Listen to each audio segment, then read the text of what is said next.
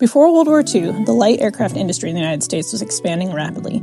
Manufacturers believed that after the war, private airplanes would become as common as cars, or more so, because we didn't have the road system that we do now.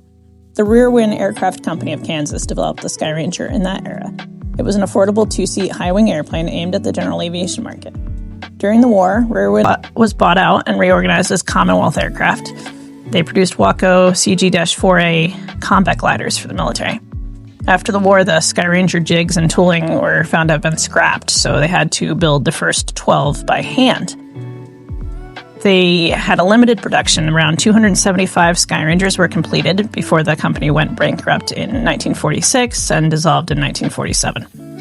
The Skyranger is a welded steel tube fuselage covered with fabric and wooden wings with spruce spars and ribs. They were lightweight, strong, a little delicate. The set you see here in our hangar is being completely restored, one rib and spar at a time, to return this 1946 aircraft to flying condition.